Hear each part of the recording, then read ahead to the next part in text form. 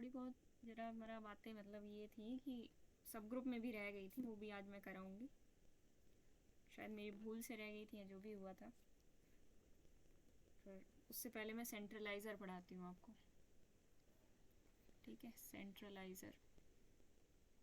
सेंट्रलाइज़र क्या होता है? सेंट्रलाइज़र ऑफ एन एलिमेंट की बात हो रही है यहाँ पे। एक सेकेंड रुको ना जरा।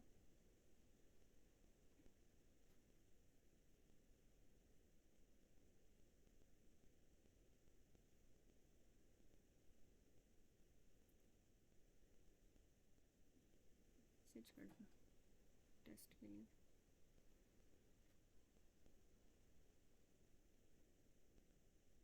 और मैम एक बार नैनेस का थोड़ा टाइम को लेकर थोड़ा प्रॉब्लम हो रहा था। एक बार वो भी सॉल्व कर दो उसका प्रॉब्लम। क्या हुआ नैनिश?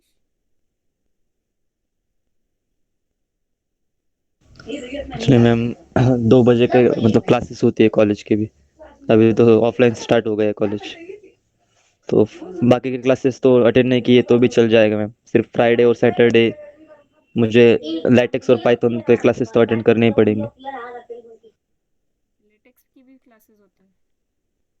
हाँ अच्छा, फ्राइडे और सैटरडे मतलब 2 बजे क्लास होती है? हाँ, 2 से 3:30 तक। फ्राइडे और सैटरडे का हमें कोई और टाइम सोचना पड़ेगा। फिर आपका वो 4 PM वाला भी नहीं रख पाई थी मैं, इसीलिए कि आप कहते थे मेरी ट्यूशन क्लासेस होती हैं, इसीलिए 2 PM का टाइम पहले सोचा गया था। मैम सुबह का क्या प्रॉब्लम हो रहा था मैम? सुबह का जो सुबह एकदम सुबह सुबह? उसमें पे। हाँ मैम, उसमें एकता का भी सॉल्व हो जाएगा शायद। उसमें मुझे ही था थोड़ा प्रॉब्लम, अच्छा अच्छा ज़्यादा जल्दी हो जाता है इसलिए। अच्छा। चलो 2 दिन की मेरी बात, और 2 दिन की बात है ना, हाँ, फ्राइडे सैटरडे। Yes ma'am. 2 दिन सुबह रख लेंगे 6 से 8, 6 से 8 या 6:15, 6:15 से रख लेंगे। 6:15 से 7:45 या मैम 8 तक। 6:15 कर दो, 6:15? मतलब सिक्स थ्री मैंने जीरो 6? 6:30। फिर वो एक मतलब मैं ना 2 दिन तो मैनेज ही कर दो लो, दिन क्योंकि मैनेज कर तुम्हारा और लेंगे। मेरा तो कोई तो प्रॉब्लम नहीं होगा। मैंने यही बोला था नैनेस को कि मेरा और मैनाक से तो कोई प्रॉब्लम नहीं होगा शायद। तुम्हारा और एकता कोई देख लो एक बार मतलब। ठीक है मैम। और मेरे को ना मैनाक का ना समझ में नहीं आता मैम। हर लोग मतलब हर आदमी जब सोता है तो मैनाक जागता है, जब आदमी जागता है तब मैनाक सोता रहता है। यही प्रॉब्लम है मैनाक का। एक्चुअली क्या होता है, दिन में हमारे घर में बहुत शोर होता है, मतलब पढ़ाई का परिवेश नहीं, एनवायरनमेंट नहीं रहता, तो रात को ही चुना गया है इसलिए। चलो कोई बात नहीं, हो तो कभी दिन में शांति का भी मिले तो दिन वाला ही रूटीन रखना, रात वाला बहुत ज़्यादा फेवरेबल नहीं होता। पढ़ाई के लिए ठीक है, पर बाकी जो रूटीन होता है फिर वो बिगड़ जाता है दिन में सोने से। ठीक है, करते हैं शुरू। देखो, सेंट्रलाइज़र क्या होता है किसी एलिमेंट का? कोई भी ग्रुप है, उसका कोई एलिमेंट लिया, कोई भी आर्बिट्रेरी एलिमेंट लिया, उस एलिमेंट के साथ कम्यूट करने वाले एलिमेंट्स x, उनका सेट बना लो, तो उसको बोला जाता है सेंट्रलाइज़र। इस सेट को बोला जाएगा सेंट्रलाइज़र ऑफ ए। सेंट्रलाइज़र ऑफ ए बोलते हैं इसको। ठीक है, अब इसकी क्या प्रॉपर्टीज़ हैं, क्या खास बात है, वो सब तो हम बाद में पढ़ेंगे। लेकिन सबसे पहली बात है कि अगर कोई ग्रुप है तो सेंट्रलाइज़र हमेशा सेंटर ऑफ द ग्रुप में कंटेंड होगा। यही बात सच है?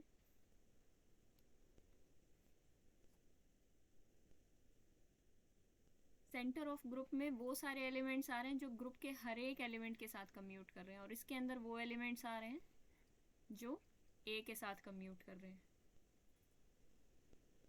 तो क्या इसके एलिमेंट्स, सॉरी उल्टा लिख दिया मैंने, उल्टा लिख दिया, सॉरी सॉरी सॉरी, इसमें भी उल्टा लिख दिया। Centre is contained in the centraliser of any element, यहाँ पे कोई भी आर्बिट्रेरी एलिमेंट ले लो ग्रुप का, सेंटर उसके अंदर कंटेन्ड होगा। जैसे मैं एग्जांपल के तौर पे पहले समझाती हूँ आपको। जैसे हम ग्रुप लेते हैं D4, ठीक है। D4 के अंदर आप सेंटर निकालो। D4 का सेंटर क्या होता था, याद होगा आपको, R0 और कुछ साथ में भी होता हाँ है, ma'am, R0 R1 R1। 80। 180 degree. ये हो गया सेंटर ऑफ D4। अब किसी एलिमेंट का सेंट्रलाइजर निकालें। चलो सेंट्रलाइजर निकालते हैं। अगर R180 का निकाला तो क्या आएगा, जरा सोचना। 5 सेकंड में आंसर देने वाला है ये। क्या बोला मैम? D4। मैम D4 ही आ जाएगा। हाँ, D4 ही आ जाएगा ना। सेंट्रलाइजर ऑफ R90 मान लो हम निकाल रहे हैं। ये R90 क्या होती है, y की पावर्स में होती है, ये होता है y की पावर 1। तो R90 के साथ कम्यूट करने वाले कौन से एलिमेंट्स होते हैं, अब ये सब बातें आपको ध्यान में रख के चलनी पड़ेंगी। रोटेशंस इसके साथ कम्यूट नहीं करती, इसके साथ सिर्फ रिफ्लेक्शंस कम्यूट नहीं करेंगी, सिर्फ रोटेशंस कम्यूट करती हैं। जैसे y के साथ E, y, y square, y cube, ये सब कम्यूट करते हैं, ठीक है। तो इनको हम ये भी लिख सकते हैं, R90 आएगा इसके अंदर, R180 आएगा और R270। ये हो गया मैम सेंट्रलाइजर ऑफ R90। मतलब मैम एक प्रॉब्लम हो रहा था मेरे को पढ़ने से, मतलब ग्रुप थ्योरी में ना एक ही जगह मेरे को प्रॉब्लम है, वो है मैम डाइहेड्रल ग्रुप में। डाइहेड्रल ग्रुप में कैसा प्रॉब्लम, मान लो आप मेरे को D4 या D8 कुछ भी दे दो मैम, उसमें से कौन कौन एलिमेंट होगा उसको जो एक्स और वाई की टर्म में लिख सकते हैं ना, वो मैं लिख सकता हूँ, और उसका ऑर्डर भी निकल जाता है, और कौन कौन कम्यूट करेगा ये भी निकल जाता है मेरे से। पर अगर मैम आप मेरे को R0 R180 ऐसे दे दो ना, तब मेरे को प्रॉब्लम होता है। R0 इसको कैसे सॉल्व R180 करूं? R90 ये सब क्या होती हैं, शुरुआत में हमने पढ़ा ऐसे था ये सब क्या रोटेशन। होती है, ये सब हाँ रोटेशंस रोटेशन। होती हैं। हाँ मैम। तो अगर आप R0 को E मान के चल रहे हो क्योंकि आइडेंटिटी है, इसको तो E मानोगे। R90 को क्या मानोगे, Y आप क्या डिनोट कर रहे हो, एक 90 डिग्री रोटेशन, और 180 डिग्री रोटेशन है 90 plus 90 rotation, R90 plus R90, मतलब R90 के ऊपर R90 रोटेट करोगे, मतलब y स्क्वायर। इसको आप y ऑफ y बोल सकते हो ना, तो इसलिए इसको y स्क्वायर लिखा जाता है। इसको अच्छा मैम। R90 का क्यूब लिखा जा सकता है, इसलिए इसको y का क्यूब लिखा जाता है। आगे हाँ वही मैम। सब h v d d dash, वो रोटेशंस हैं, इनका उस हिसाब से देख लेना। और मतलब रोटेशन कैसे कम्यूट करता है वो एक बार बता दो मैम। कैसे आप बोल दिया कि रोटेशन ही कम्यूट करेगा बट देखो रिफ्लेक्शन y के कम्यूट नहीं साथ करेगा? y की पावर कोई भी y की पावर m है, अगर इसके अंदर कोई भी रोटेशन है, तो मैंने कल भी बताया था ये, अगर सिर्फ इसको एज अ y की पावर्स में भी देखोगे, तो ये बात कल भी बताई थी कि y की पावर्स के साथ कम्यूट करती हैं। हाँ ये तो है मैम, मतलब मेरे करके देख लिया मैम, वाई में मेरे को बन जा रहा है मैम, मतलब वाई और एक्स में अगर दे दो ना तो मेरे को सब कुछ बन जा रहा है, पर वो चीज को रिलेट करने में थोड़ा तकलीफ हो रहा है, मतलब रोटेशन और रिफ्लेक्शन में को थोड़ा कनेक्ट करने के, मतलब आप देखा था नोट में भी एक इनवर्स निकलना था, उसको मैम आपने रोटेशन और रिफ्लेक्शन से ही सॉल्व कर दिया। पर मेरे को क्या होता है ना, अगर मान लो मेरे को वाई स्क्वायर का एक था मैम, वो D4 में ही आप हर एक एलिमेंट का और इनवर्स निकल के दिखा रहे थे। तो फोटो भेजना, मैं आपको समझाऊंगी फिर उससे, ये मैम। ठीक है। फोटो भेजना मेरे को, हाँ बताना मैम। जहाँ दिक्कत आ रही है उसको क्लियर कर लेना। D4 तो इम्पोर्टेंट ग्रुप है, ठीक है। डाउट है। तो देखो यहाँ पे हमने सेंट्रलाइजर निकाला R90 का, और यहाँ पे R180 का सेंट्रलाइजर निकाला, सॉरी सेंटर ऑफ D4 निकाला, वो ये आया। सेंटर तो पूरे ग्रुप का एक ही होगा ना, यूनिक सेंटर आएगा, लेकिन सेंट्रलाइजर एलिमेंट के हिसाब से चेंज हो रहे हैं, जैसे हमने यहाँ पे देखा। तो इस सेंट्रलाइजर के अंदर कितने हैं, 4 एलिमेंट्स हैं, और ये सेंट्रलाइजर किसी भी एलिमेंट का, कोई भी एलिमेंट ले लो, चाहे ये वाला ले लो चाहे ये वाला ले लो, सेंट्रलाइजर सेंटर का सुपर सेट है ना, सेंटर हमेशा कंटेन्ड होगा सेंट्रलाइजर में। आप यहाँ से ऑब्जर्व कर सकते हो, centre of D4 is contained in सेंट्रलाइजर of R90 R180, जो भी आप लिखना चाहो, ठीक है। ऐसा क्यों होता है? क्योंकि इसके अंदर वो सारे एलिमेंट्स होते हैं जो ग्रुप के हर एक एलिमेंट के साथ कम्यूट करेंगे। तो इसके अंदर वो वाले एलिमेंट्स भी हैं, x belongs to group such that x is equal to ax भी तो हैं जो a के साथ कम्यूट करेंगे, ठीक है। और इसके अंदर वो एलिमेंट्स हैं जो a के साथ कम्यूट करते हैं, यानी x belongs to g such that x is equal to ax। यहाँ पे ये एक पर्टिकुलर एलिमेंट हो जाता है और यहाँ पे एक आर्बिट्रेरी एलिमेंट हो जाता है। समझ में आ रही है? तो ये सेट क्या है? यस ये सेट ज़्यादा रिस्ट्रिक्शंस वाला सेट है, इसीलिए ZG हमेशा सबसेट होता है सेंट्रलाइजर का। इसमें वो सारे एलिमेंट्स डालने पड़ेंगे आपको जो हर एक एलिमेंट के साथ कम्यूट करें। उस पर ज़्यादा रिस्ट्रिक्शंस है तो उसका जो साइज़ होता है वो छोटा होता है। अभी हम रिलेशन भी देखेंगे सेंटर और सेंट्रलाइजर में, चिंता मत करो, ठीक है। अब एक इम्पॉर्टेंट बात आती है कि सेंट्रलाइजर ऑफ ए इज ए सब ग्रुप ऑफ जी। बिल्कुल, सेंट्रलाइजर भी सब ग्रुप होगा ग्रुप का। जैसे कि सेंटर हमने देखा था सब ग्रुप होता है, वैसे ही सेंट्रलाइजर सब ग्रुप होता है। इसको नॉर्मलाइजर ऑफ ए भी बोला जाता है, ध्यान रखना। नॉर्मलाइजर कहीं ऐसी टर्म्स भी आ सकती है। एक गलती है तो मैं उसको ठीक कर दूं, ठीक है। तो कैसे सब ग्रुप प्रूव करेंगे, ज़रा ट्राई करो। Let x and y belongs to C A. तो आपको प्रूव क्या करना होगा कि x y inverse belongs to C A. अब x अगर सी ए में है तो x की क्या खास बात है? x की खास ax बात इक्वल टू x है। हाँ, x is equal to A x होगा। और अगर y सी में है तो y a is equal to a y होगा। और आपको ये प्रूव करना है x y inverse of a is equal to A x y inverse. क्या आप कर सकते हो? करके देखो ज़रा। अब तो कुछ रह ही नहीं गया इसके अंदर।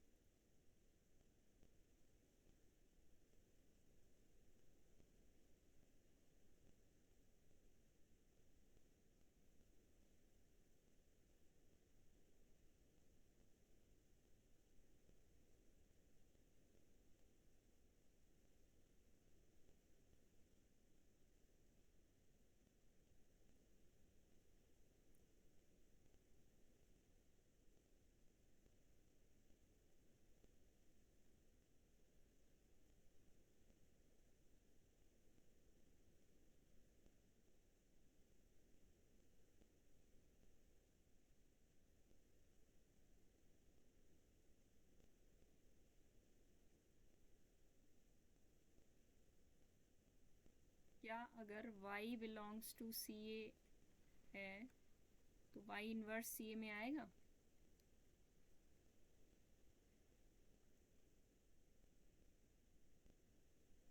आ जाएगा मैम, बिल्कुल मैम आएगा। बिल्कुल आएगा। आएगा, देख फिर लिया इसको मैम। प्रूव करने में भी आपको कोई प्रॉब्लम नहीं हुई होगी, बताओ। नहीं मैम।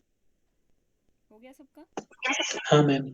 राइट साइड से y से कर दिया और उसके बाद a और y को इंटरचेंज कर दिया तो एक से आ गया, ऐसे कर दिया मैम। प्रॉपर्टी ऑफ सेंट्रलाइजर यूज होंगी, ये दोनों हाँ ऊपर मैम। वाली प्रॉपर्टीज यूज होंगी और एसोसिएटिविटी प्रॉपर्टी यूज होगी ग्रुप की, और आसानी से आप प्रूव कर लोगे। तो इसका मतलब सेंट्रलाइजर ऑफ ए ऊपर एलिमेंट बोल दिया बिलोंग्स जाए टू।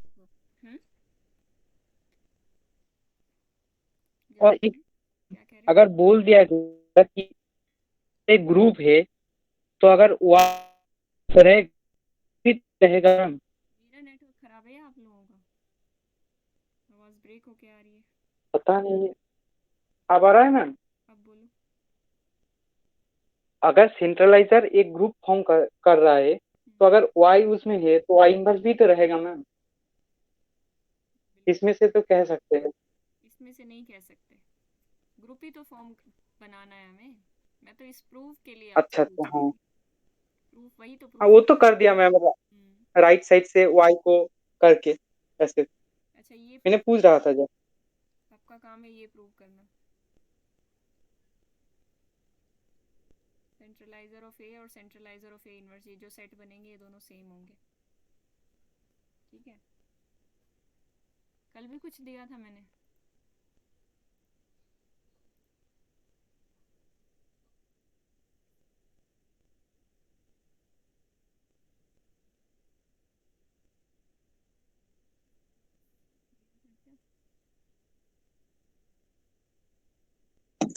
नहीं तो मैम। ठीक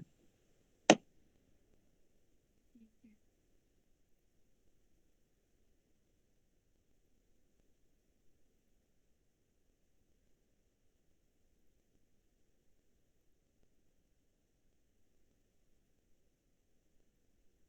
हम्म तो मैं Q4 लिखा रही थी एक बार आपको थोड़ा सा दिखाने के लिए। Q4 एक नॉन अबेलियन ग्रुप होता है। अच्छा, अबेलियन ग्रुप में सेंट्रलाइजर ऑफ एनी एलिमेंट क्या होगा? Centraliser of A in G where G is abelian। Ma'am G होगा। ग्रुप हो जाएगा। ठीक है, तो ये अबेलियन के लिए तो एक ट्रिवियल सी प्रॉपर्टी है, नॉन अबेलियन में ज़्यादा इंपॉर्टेंट है, इसलिए ज़्यादातर हम नॉन अबेलियन ग्रुप्स पे देखेंगे। तो अगर सेंट्रलाइजर, अगर आप सेंटर निकालो Q4 का तो क्या है? पहले तो सेंटर बताओ, फिर सेंट्रलाइजर ऑफ -1 और फिर 1 सेंट्रलाइजर -1 ऑफ 1 -1। सेंट्रलाइजर ऑफ -1 क्या आएगा?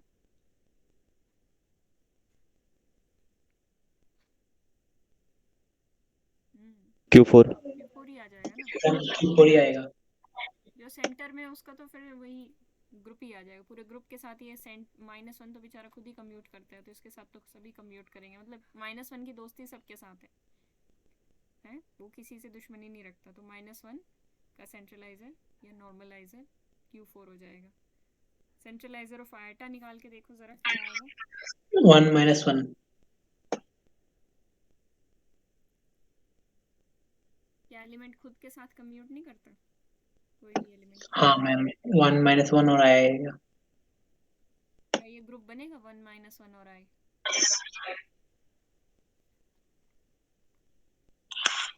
नहीं मैम, -i भी तो आएगा। लगा आपने सिर्फ I बोला। इसी तरह अगर आप सेंट्रलाइजर ऑफ J निकालोगे और सेंट्रलाइजर ऑफ K निकालोगे तो कैसे निकलेंगे? उसमें मैम 1 -1 और J आ जाएगा, और यहाँ पर K माइनस क्या आ जाएगा और 1 -1 आ जाएगा। और कोई एलिमेंट रह गया जिसका इंपॉर्टेंट है? इनका तो ये तो सेंट्रलाइजर ऑफ -I के बराबर आ जाएगा, इसलिए मैं अलग से नहीं लिख रही हूँ। सेंट्रलाइजर ऑफ -J के बराबर आ जाएगा और सेंट्रलाइजर ऑफ -K के बराबर आ जाएगा। अब जरा इन सभी सेंट्रलाइजर्स वाले जो सेट बने इनका इंटरसेक्शन करो एक बार, मुझे बताओ क्या आता है।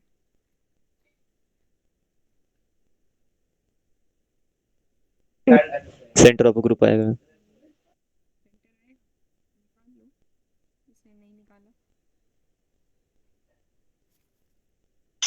हाँ मैम, सेंटर ऑफ ग्रुप ही आ रहा है। ठीक है,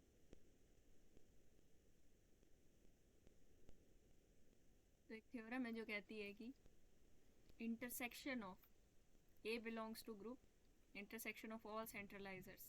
यहाँ पे एक एक करके आप ग्रुप के एलिमेंट्स डालते जाओ, तो ये जो सबका इंटरसेक्शन है सभी एलिमेंट्स का सेंट्रलाइजर का, वो सेंटर ऑफ द ग्रुप आएगा। ठीक है, वेरी इंपॉर्टेंट। थोड़ा बहुत क्लास इक्वेशन जब आप पढ़ोगे उसमें भी ये यूज होगी।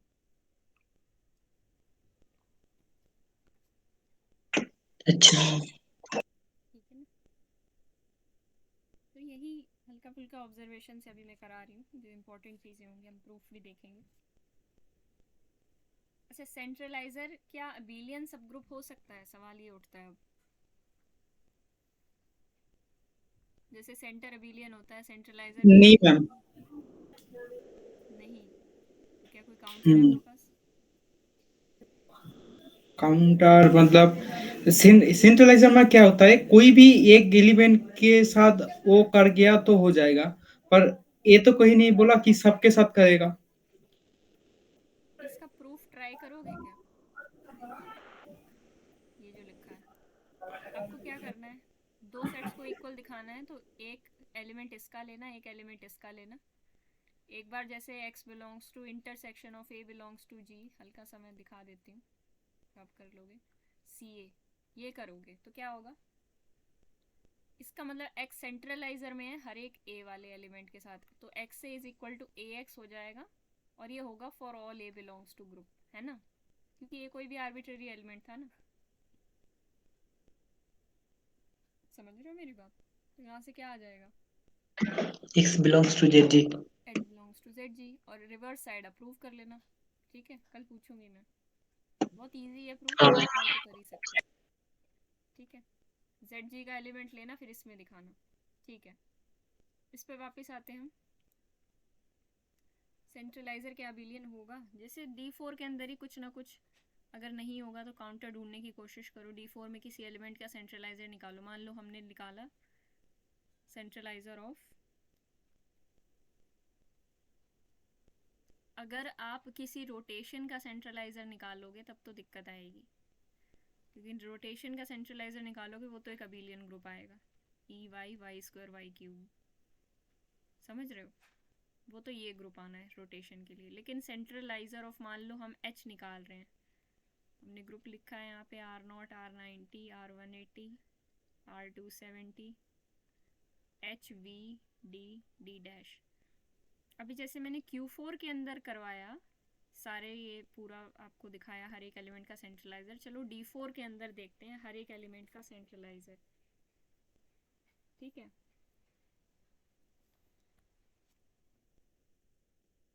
लेकिन उससे पहले एक और चीज़, सेंट्रलाइजर ऑफ किसी भी रोटेशन का तो ये आएगा। और अगर सेंट्रलाइजर मैं निकालूं,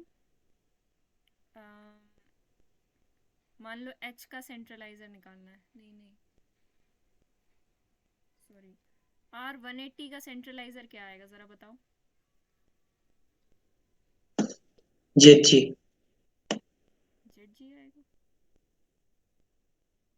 R180 sorry ma'am, centre d4 आएगा, d4. D4 आएगा। R180 सेंटर में था ना, तो इसका सेंट्रलाइजर D4 है।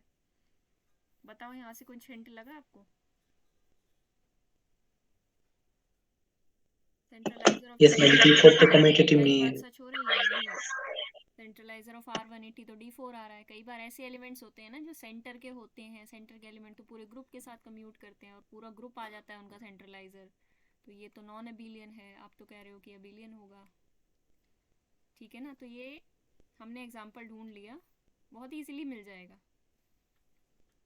ठीक है, Q4 जैसे ग्रुप्स के अंदर नहीं मिलेगा, सॉरी Q4 में भी मिल जाएगा। Q4 में हाँ, सेंट्रलाइजर ऑफ -1 इज Q4। हाँ मैम, Q4 -1 का. अबिलियन था? ऑब्वियसली नहीं था। तो सेंट्रलाइजर अबिलियन ग्रुप कोई ज़रूरी नहीं है, लेकिन सेंटर हमेशा क्या होगा? सब ग्रुप. सेंटर हमेशा अबिलियन होगा। ZG is always abelian, CA need not be. ठीक है, शॉर्ट में लिख दिया मैंने। एक बात और बताओ, एक सेकेंड रुकना, करेक्ट कर लूँ मैं इसको। अब एक बात और पूछ रही हूँ मैं, D4 के एलिमेंट्स के सेंट्रलाइजर लिखने से पहले, सेंट्रलाइजर समझ जाते हैं ना जब हम, तो एलिमेंट्स का बिहेवियर हम समझ जाते हैं। देखना D4 में अच्छी अच्छी बातें निकल के आएंगी जब हम उसका सेंट्रलाइजर देखेंगे हर एक एलिमेंट का। अगर कोई एलिमेंट सेंटर में है, if A belongs to ZG, then centralizer of A is equal to what?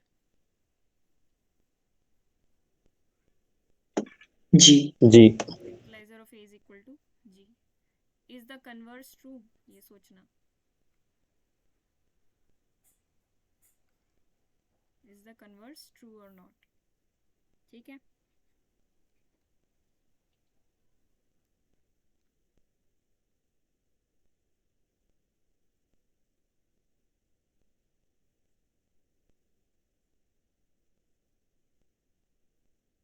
Converse तो ट्रू नहीं होगा मैम। कोई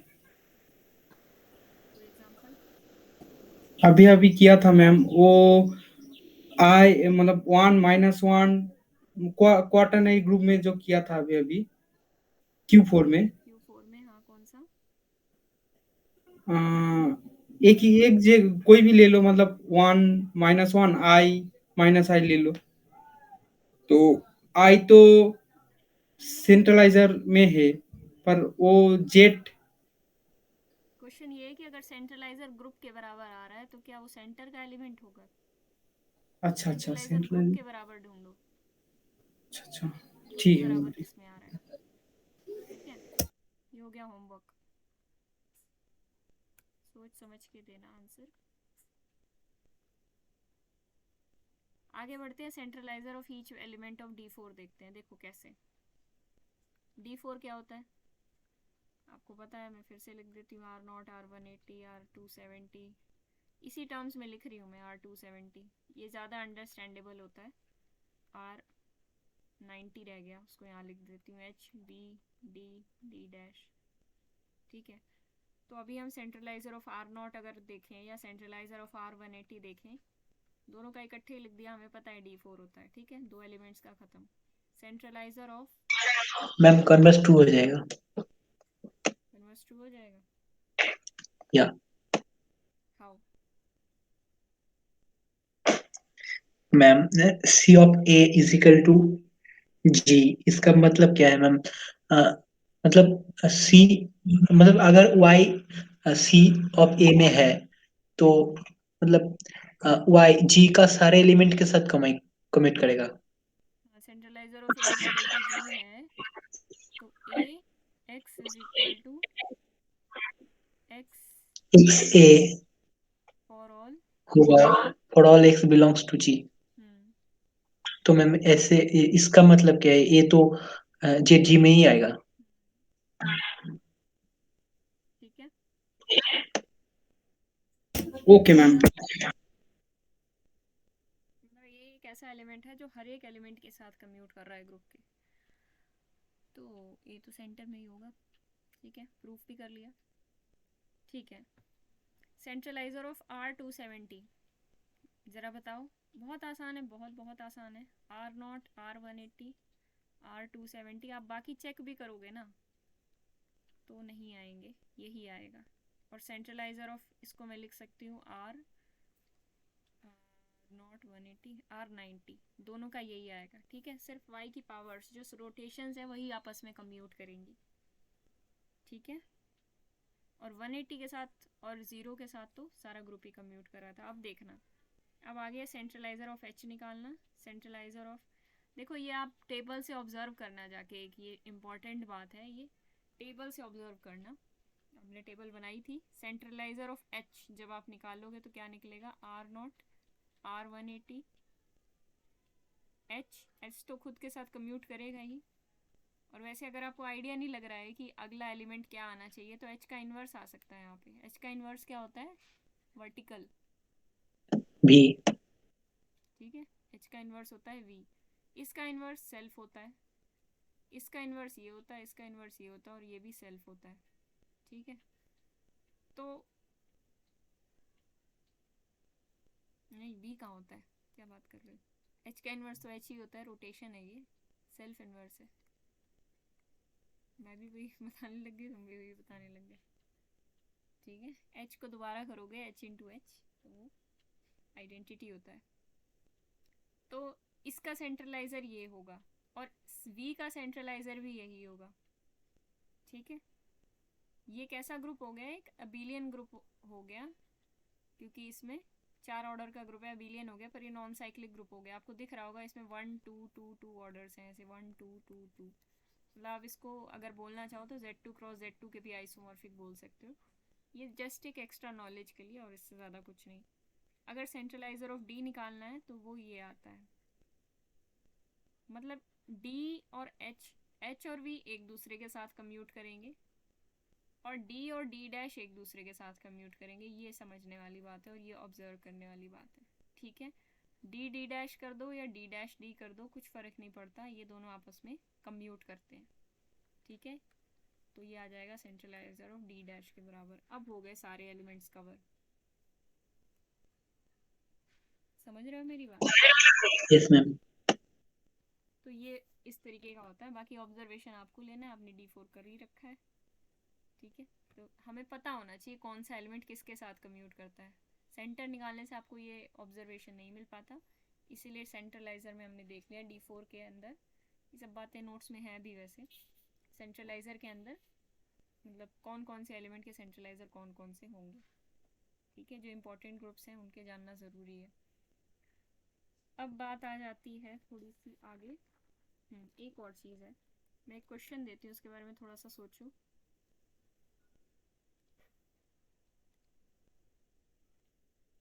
ये लिखा हुआ है आपके सामने, ज़रा सोचो इसके बारे में।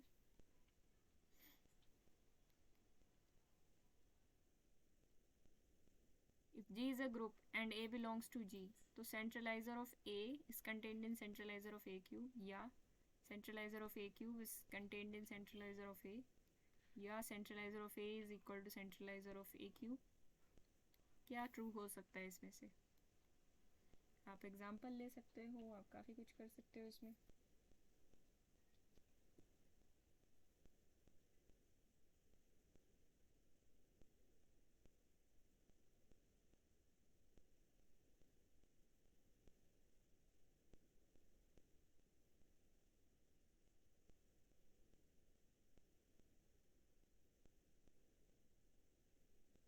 सबसे पहले ये भी बताओ कि सेंट्रलाइजर D3 के कैसे निकालोगे आप?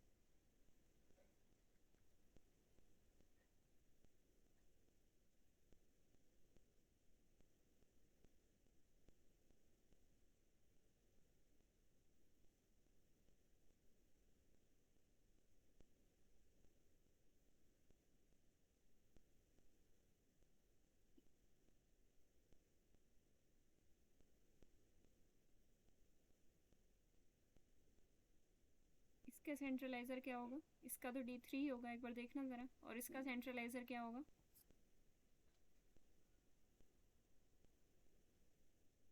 मैम ये तो प्रूव हो जा रहा है मैम, कौन सा? ए वाला। अच्छा। मतलब एक एलिमेंट उठा लिया सेंट्रलाइजर ऑफ ए से, वो दिख रहा है कि वो सेंट्रलाइजर ऑफ ए क्यूब में भी रहेगा, पर उल्टा प्रूव नहीं हो रहा है मैम, मतलब बी वाला प्रूव नहीं हो रहा। बी के लिए हमें कुछ ना कुछ काउंटर सोचना पड़ेगा। ज़रा कोशिश करते हैं D3 में निकालने की, नहीं तो फिर हमें बड़े ग्रुप में जाना पड़ेगा। D3 के अंदर आओ एक बार। D3 के अंदर R0 का सेंट्रलाइजर D3 खुद ही है। R120 का क्या है? R120 के साथ कौन कौन से एलिमेंट्स कम्यूट करेंगे? इसके साथ सिर्फ यही एलिमेंट्स कम्यूट कर सकते हैं। आपको याद होगा कि ये होता है E, ये होता है Y, ये होता है Y स्क्वायर। यहाँ पे कोई ऐसा एलिमेंट नहीं है D3 के अंदर जिसका इन्वर्स वो खुद ही हो। मतलब D4 के अंदर कैसे एलिमेंट्स सेंटर में आते थे, आपको याद हो तो? सेंटर ऑफ D4 में आता था एक तो y की पावर n यानी आइडेंटिटी, और एक आता था y की पावर n/2। ठीक है, यहाँ जब आप y की पावर 3/2 करोगे, n/2 मतलब 4/2, मतलब सेंटर ऑफ Dn लिखना चाहें तो ऐसे n/2 करके लिख सकते हैं। उसका सेंटर में ये एलिमेंट आते थे। लेकिन मैंने आपको बताया था जब ऑड होगा तो इसके सेंटर में कौन से एलिमेंट्स आएंगे? सेंटर ऑफ D2n-1 टाइप के क्या होंगे? इसके सेंटर में कौन कौन से एलिमेंट्स आएंगे? सिर्फ और सिर्फ आइडेंटिटी आएगा। याद है, कल ही ये बातें करी थी हमने। हाँ मैम। तो R120 के साथ कौन से एलिमेंट्स कम्प्यूट करेंगे? सिर्फ इसकी फैमिली वाले, और 240 के साथ भी सिर्फ इसकी फैमिली वाले करेंगे।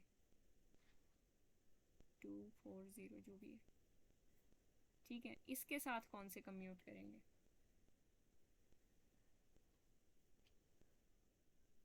ये देखना पड़ेगा। मुझे लगता है इसमें यही आएगा, सिर्फ R0 और FA, यहाँ तक मुझे लग रहा है। इसका R0 ऑफ FB आएगा। यहाँ तो क्यूब नाम का कोई एलिमेंट ही नहीं है, y स्क्वायर, और y क्यूब तो आइडेंटिटी है। तो centralizer of identity is D3। D3 is contained in centralizer of y। No, देखो एक काउंटर तो मिल जाएगा। बी ऑप्शन में आना ज़रा। बी ऑप्शन में a क्यूब क्या है? a क्यूब और a है। मैं a को ले लेती हूँ y, तो a क्यूब यहाँ से क्या निकल के आएगा? y cube. y क्यूब यानी D3 के अंदर y क्यूब क्या हो जाएगा? आइडेंटिटी। ठीक है, तो सेंट्रलाइजर ऑफ a निकालना है, यानी सेंट्रलाइजर ऑफ y निकालोगे तो क्या आएगा? ये वाला सेट आ जाएगा, R0, R180, sorry R120, R240। और सेंट्रलाइजर ऑफ y क्यूब निकालोगे तो क्या आएगा? Centralizer of y cube which is identity, y cube is identity, तो ये आ जाएगा D3। क्या D3 यानी centralizer of y cube contained है सेंट्रलाइजर ऑफ y में? नहीं। क्लियर हुई ये बात? तो ये बात गलत हो गई, ठीक है। ये बात भी गलत हो गई है, तो फिर इस तरीके से ये तो इक्वल कह रहे हैं, और फिर कह रहे हैं कि ऑर्डर बराबर होंगे, नहीं, इधर ऑर्डर 6 है और इधर ऑर्डर आप देख रहे हो 3 है, ऑर्डर भी बराबर नहीं हो सकते, सारे ऑप्शन कट जाएंगे, ए करेक्ट आ जाएगा। समझ में आ गई बात? D6 में भी इसका आपको एग्जांपल मिल जाएगा, नोट्स में लिखा हुआ है, आराम से देख लेना, कोई जल्दी नहीं है, ठीक है। मैंने D3 में निकालना चाहती थी, मैंने D3 में निकाल दिया। ये मेरे को एक बार देखना पड़ेगा, ये मुझे लगता है आएगा तो यही FA के साथ कम्यूट करने वाली हॉरिजॉन्टल वर्टिकल, देखना पड़ेगा इसको एक बार, ठीक है। FA और FB कम्यूट नहीं करते ना आपस में, चलो इसको तो एक बार करके देखना पड़ेगा, लेकिन ठीक है। क्लियर हो गया क्वेश्चन?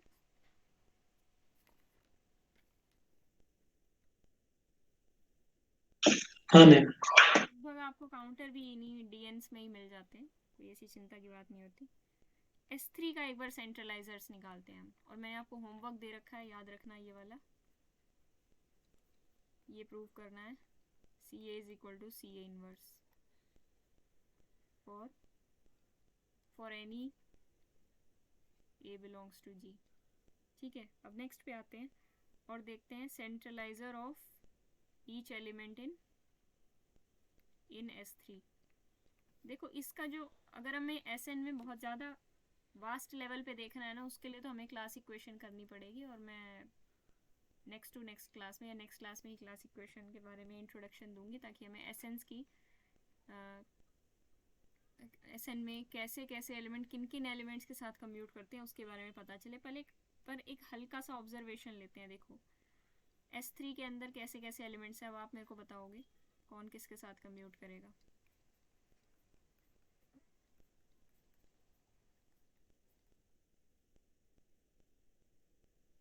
सेंट्रलाइजर ऑफ I निकालोगे, वैसे तो सबसे पहले सेंटर की बात की जाए तो सेंटर ऑफ S3 क्या है, I ही है। सेंट्रलाइजर ऑफ अगर I निकाला जाए तो ऑब्वियसली S3 आएगा। सेंट्रलाइजर ऑफ यहाँ से अगर 1 2 निकाला जाए तो क्या आएगा ज़रा बताओ, आइडेंटिटी आएगा, और 1 2 तो आएगा ही आएगा।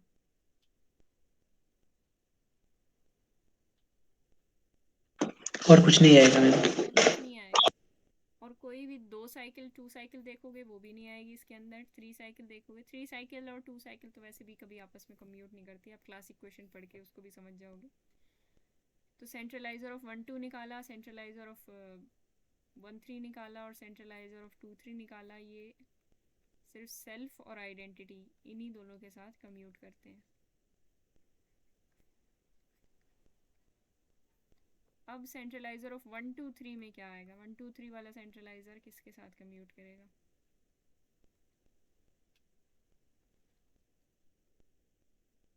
देखो आइडेंटिटी आएगा, 1 2 3 आएगा। पहली बात तो आपको एक ग्रुप बनाना है तो इसका इन्वर्स डालना पड़ेगा। इसका इन्वर्स क्या होता है, 1 3 2। और दूसरी बात ये कि जब एलिमेंट का सेंट्रलाइजर निकाल रहे हो तो उसके इन्वर्स का सेंट्रलाइजर, मतलब एलिमेंट अपने इन्वर्स के साथ तो कम्यूट करेगा ही करेगा। तो 1 2 3 का इन्वर्स क्या होता है, 1 3 2 होता है, तो इन्वर्स तो डालना ही 1 3 2 पड़ेगा। इसका जरा बताओ क्या आएगा, सेम ही आएगा मैम। सेम ही आएगा, 1 3 2 और 1 2 3। तो ये होता है इसका सेंट्रलाइजर। सारे इन सब की इंटरसेक्शन करके आप चेक कर सकते हो, सिर्फ आइडेंटिटी कॉमन है इनमें सब में, ठीक है। अच्छा ये प्रूव करो ज़रा, if order of A is 5 then centralizer of A is equal to centralizer of A cube. बहुत ही ईजी सा प्रूफ है, ज़रा करके देखो।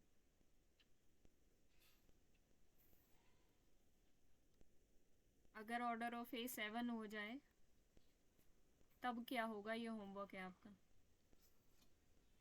क्या ये बराबर होंगे फिर भी,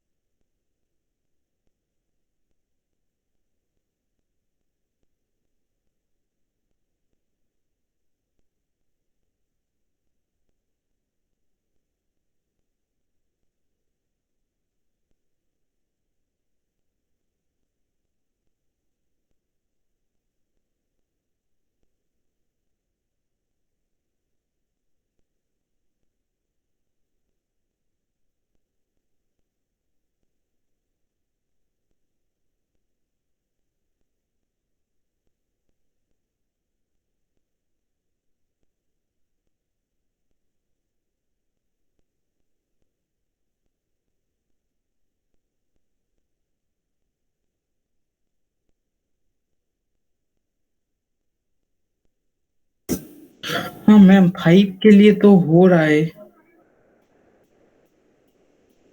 सोच लेना आप हल्का। मैं कैसे करूँ? प्रूफ के तरीके से करो, सिंपल स्टेप या नहीं। तो एक दिक तो पहले से ही बता दिया, मतलब अगर कोई भी एलिमेंट सेंट्रलाइजर ऑफ ए में रहेगा तो सेंट्रलाइजर ऑफ ए क्यू में रहेगा ही, ये तो पहले ही बता दिया था। और अगर हाँ, वो चीज़ अच्छी बात है कि आपने पहले वाला यूज़ किया, क्योंकि हमें हाँ एक ही पार्ट प्रूव करना पड़ेगा। हाँ मैम, एक एलिमेंट ले लो जो सेंट्रलाइजर ऑफ ए क्यूब में रहेगा, मान लो बी है, तो क्या होगा, A cube B is equal to B A cube.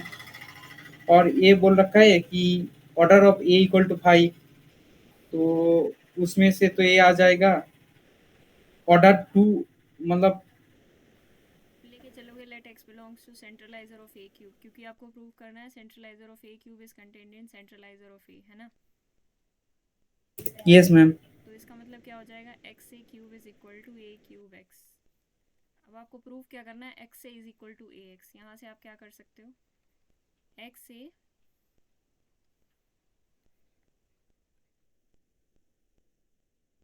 क्या कर सकते हो, ऑर्डर ऑफ ए 5 है तो हमें कुछ बढ़ाना ही पड़ेगा फिर इसको। ए क्यूब से अगर पोस्ट में मल्टीप्लाई कर दें, ए क्यूब एक्स, देखो पोस्ट और प्री की तो चिंता ही नहीं ना, क्योंकि इधर सारा काम अच्छा हो रहा है, बिलियन टाइप का हो रहा है, मतलब कम्यूटेटिव हो रहा है। देखो कोई दिक्कत नहीं आएगी ऐसी। ये हो जाएगा एक्स ए हाँ की ma'am. Power 6 is equal to, अब एक्स ए क्यूब ये इकट्ठा होगा, मैं शॉर्ट में लिख रही हूँ, तो ये ए क्यूब एक्स लिख दोगे तो ये ए की 6x आ जाएगा। आया कि नहीं और आया। ए 6 मतलब तो ए होता है। ए की 6 तो मतलब ए, तो X is equal to A X आ गया। ठीक है। मैम ये बड़ा अच्छा एक्स हुआ ए कर क्यूब, दिया मैं। Ma'am hmm x A cube is equal to A cube x ऐसे कैसे लिख दिया? कहाँ पे, ये ग्रीन अच्छा में, अच्छा, हाँ हाँ मैम, ये समझ में आया मैम। हम्म हाँ हाँ। ठीक है, बस वही सब प्रॉपर्टीज यूज हो रही है जो हमारे पास हैं गिवन। लेकिन यहाँ पे शायद ये ए क्यूब के लिए होल्ड ना हो, तो आप ये ए की पावर चेंज करके देखना, 7 है तो ए क्यूब के लिए होल्ड होगा, ये ए 5 के लिए जो भी होगा, मतलब ए 5 के बराबर होगा, ये क्या होगा एक बार करके देखना। ठीक है, एक बार करके देखेंगे। जैसे इसका मैं आपको दे दूं एग्जांपल, तो आप एक बार D6 में ढूंढने की कोशिश करना, क्योंकि ऐसे D6 पे आपका सीधा दिमाग नहीं जाएगा, शायद और भी कोई ग्रुप मिल जाए, पर D6 में एक बार ढूंढने की कोशिश करना, और कोई मिले तो देखना। ऐसा एलिमेंट ढूंढ के निकालना है जिसका ऑर्डर 6 हो पर ये दोनों बराबर ना आए। ठीक है, एलिमेंट का ऑर्डर 6 हो। ठीक है, देखो 5 के लिए होल्ड कर रहा है, नीचे ये बोलना चाह रहा है ग्रीन वाला कि 6 के लिए होल्ड नहीं करेगा, सिंपल सी बात यही बोलना चाह रहे हैं, और कुछ नहीं है ना। बढ़े आगे।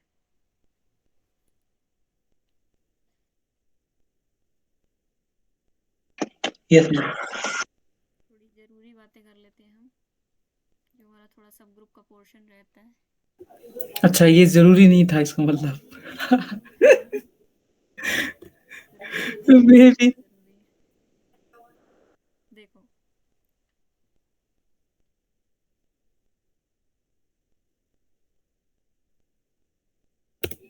इसको क्या बोलते हैं, कोसेट फोसेट क्या बोल रहा था। कोसेट नहीं है, कुछ और है ना मैम। कोसेट तो बाद में आएगा। हमने एक्सटर्नल डायरेक्ट प्रोडक्ट पढ़ी थी, हम अब इंटरनल डायरेक्ट प्रोडक्ट पढ़ रहे हैं। वो क्या होती है, कोई भी सब ग्रुप ले लो एच और के, उनकी प्रोडक्ट कर दो। प्रोडक्ट करने का क्या मतलब है, एच इंटू के कर दो, क्रॉस नहीं कर रहे हैं यहाँ पे, हम एच इंटू के कर रहे हैं। ये जो कंपोजिशन है डॉट बीच में, ये कंपोजिशन कौन सा है, ग्रुप का, जिसके अंडर ग्रुप जी एक्ट कर रहा था, वही कंपोजिशन से हम ऑपरेशंस लगा के एक एलिमेंट उसका उठाया, दोनों को कंपोज कर दिया। एक एच का उठा लिया, एक के का उठा लिया, दोनों को कंपोज कर लिया। कंपोज करते करते जितने सेट बनेंगे, जितने एलिमेंट्स बनेंगे सेट में, उसको एच के नाम दे दिया। पर अब ये सेट ही है, हम इसको सब ग्रुप नहीं बोल रहे। ठीक है, सब ग्रुप नहीं बोला जा रहा अभी इसे, और ये सब ग्रुप इन जनरल बनता भी नहीं है। क्या ऐसा कोई एग्जांपल देती हूँ मैं आपको जिसमें सब ग्रुप नहीं बनेगा। जैसे कि एक सब ग्रुप लिया जाए R0, H, एक सब ग्रुप लिया जाए D4 के अंदर बात कर रही हूँ मैं, R0, D और H1 H2 किया जाए तो क्या आएगा, ये सारी आपस में क्रॉस प्रोडक्ट्स होंगी तो पहला R0 आएगा, फिर H आएगा, फिर D आएगा, और फिर H और D की जब आपस में होगी तो ये HD बन जाएगा। और HD होता है R90, ये होता है R90 करके आप देख सकते हो। तो क्या ये ग्रुप बनेगा? ये सेल्फ इन्वर्स है, ये सेल्फ इन्वर्स है, ये है, लेकिन इसका इन्वर्स तो R270 है, वो तो इसके अंदर है ही नहीं। तो this is not a group, not a सब ग्रुप। तो इसका मतलब internal direct product need not be, मतलब HK नीड नॉट बी है, क्या बोलते हैं उसको, सब ग्रुप ऑफ G। सबसेट तो आएगा, सब ग्रुप नहीं आएगा। सबसेट आएगा इस बात की गारंटी है? कहीं सबसेट से बड़ा हो जाए? नहीं, देखो मैम सबसेट आएगा। सबसेट तो आएगा ही, क्योंकि सबसेट तो आएगा क्योंकि जी को तो मतलब क्लोजर छोड़ प्रॉपर्टी है के ना जी के अंदर। हाँ। तो ये H के वाले जो भी एलिमेंट्स आएंगे पक्की बात है जी के अंदर तो कंटेंट होंगे ही होंगे, सबसेट तो आना ही आना है। लेकिन ये ग्रुप तभी बनेगा, इसको ऑब्जर्व करना ये कैसे होता है। HK इज ए सब group of G if and only if HK is equal to KH। अगर HK और KH बराबर होंगे तभी ये सब ग्रुप बन सकता है, अदरवाइज नहीं। इफ एंड ओनली इफ की कंडीशन है, बहुत स्ट्रॉन्ग कंडीशन, ठीक है। और दूसरा सबसे इम्पोर्टेंट रिजल्ट जिस पे क्वेश्चन आ जाते हैं, एग्जाम में भी आए हैं, हर एग्जाम में आए हुए हैं, if G is a finite group, तो पता नहीं कि H के ग्रुप सब ग्रुप बनेगा या नहीं बनेगा, लेकिन ऑर्डर ऑफ HK की बात की जा सकती है। मतलब इसके अंदर कितने एलिमेंट्स होंगे वो ऐसे बताया जाता है, order of H order of K की multiplication divided by order of H intersection K। ठीक है, अभी हम इसके क्वेश्चन देखते हैं तब मजा आएगा। देखें,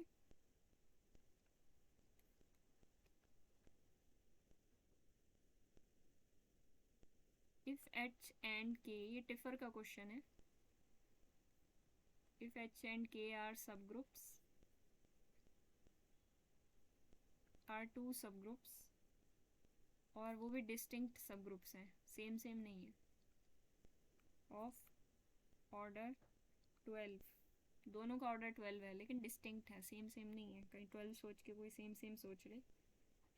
देन ऑर्डर ऑफ HK की पॉसिबिलिटीज बतानी है, can not be, can't be, option A 144, option B 72, option C 60, option D 36। Previous year try करे थे जैम की किसी ने? नो मैम, अभी करी नहीं। अभी नहीं करी, चलो करोगे तो मेरे कर लेंगे, और नहीं आज ही कर लेंगे। आसान है, जैम में ठीक ठाक आता है। देखो क्वेश्चन होना होगा तो सेकंडों में हो जाएगा ग्रुप थ्योरी का, और कुछ टेढ़ा मेढ़ा, कुछ ज़्यादा ही टेढ़ा मेढ़ा आ गया फिर तो उसकी बात ही अलग है। ये क्या हो रहा है टकर?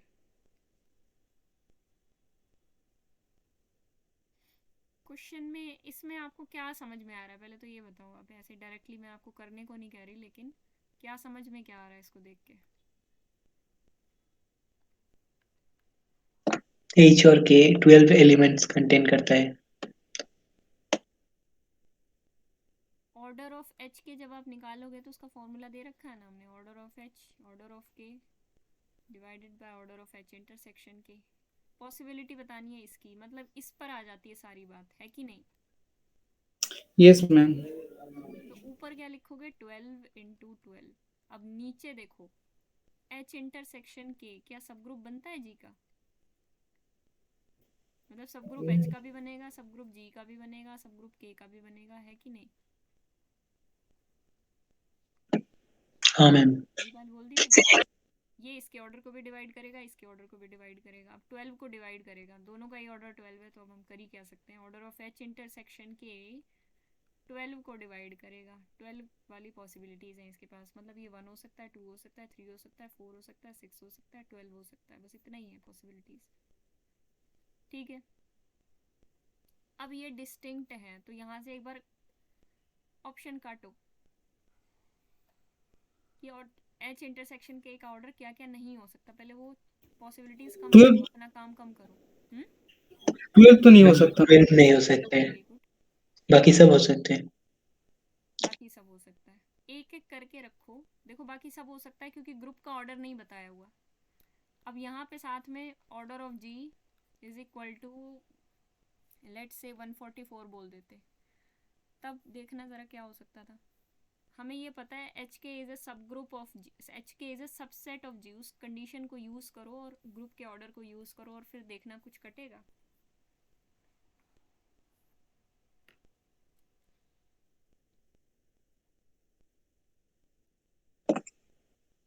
मैम 3 और 4 कटेगा,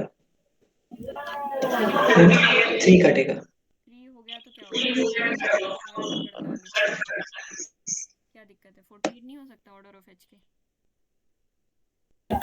मैम 2 से एक बार करो, 2 अगर करा जाए तो क्या अगर होगा? करा जाए तो 72, क्या 72 इस पे जा नहीं रहा? 72 हाँ जा रहा है, तो वो तो ए हो, देखो मतलब ए जाने भी की नहीं हो गए। एक बात और है, जाने की ज़रूरत भी नहीं है, ये ऑर्डर को डिवाइड करे ना करे उसकी भी ज़रूरत नहीं है ग्रुप के, पर कर ही जाएगा मोस्ट केसेस में, देखते हैं। क्योंकि ये सब ग्रुप नहीं है ना, ये सबसेट है, इन जनरल ये सबसेट है ना। मैम सी आंसर होगा, सी। इसका आंसर सी होगा इस क्वेश्चन का, आप कह रहे हो। हाँ मैम, हाँ अब एक बार ठीक है, सी उसको भी ट्राई करो, उस क्वेश्चन को भी ट्राई करो और इस क्वेश्चन को भी ट्राई करो जो मैंने दिया। ऑर्डर ऑफ जी 60 हो गया तो क्या होगा?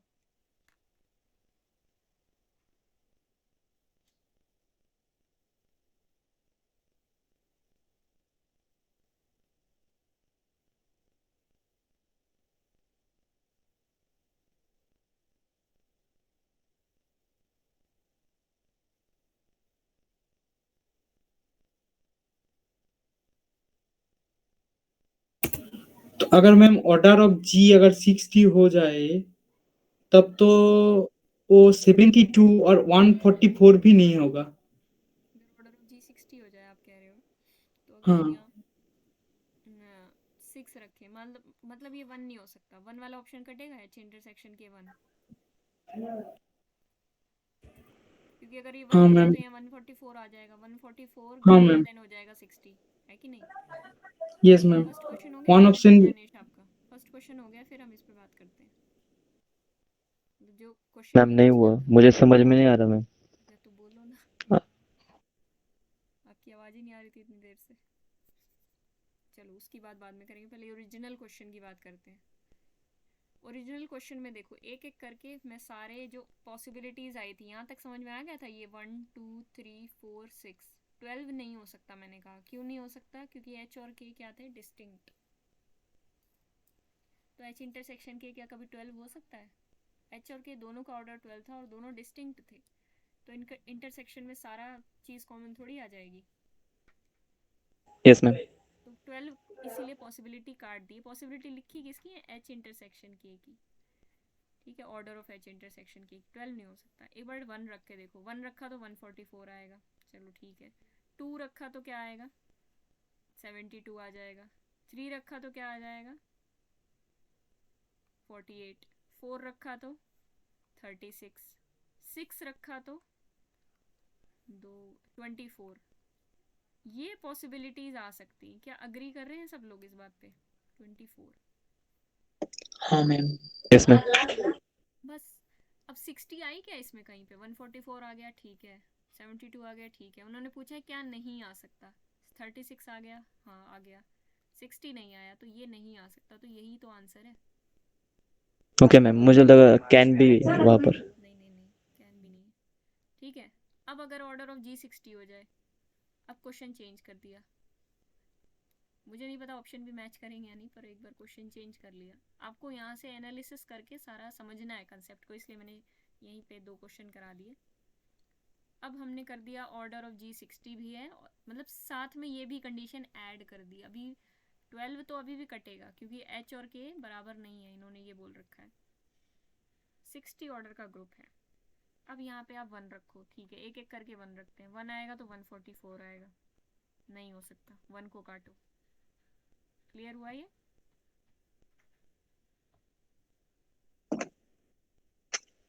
Yes ma'am. 2 रखो, 2 रखोगे तो क्या आ जाएगा, ये 72 आएगा।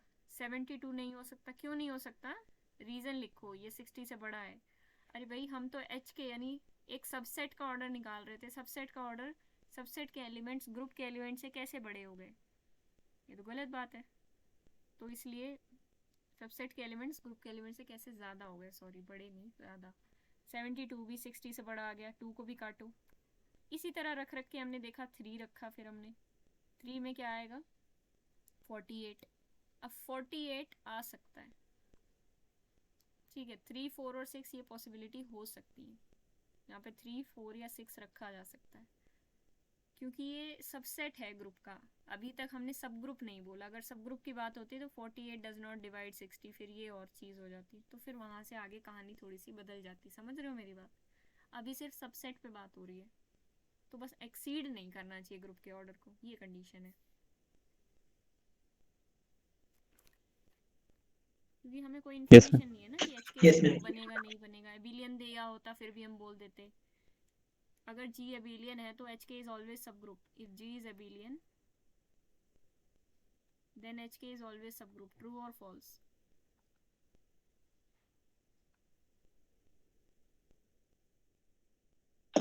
मैम ट्रू है।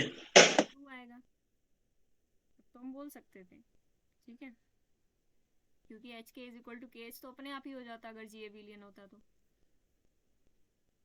तो फिर बस ये हमेशा सब ग्रुप बन जाता। अभी मैंने ऊपर कंडीशन पढ़ाई थी कि ये सब ग्रुप तभी बनता है if and only if H K is equal to के एच, ठीक है। अच्छा, एक क्वेश्चन कराती हूँ। अगर जी कोई फाइनाइट ग्रुप है, फाइनाइट साइक्लिक ग्रुप है, फाइनाइट साइक्लिक ग्रुप है और एच एंड के आर 2 सब groups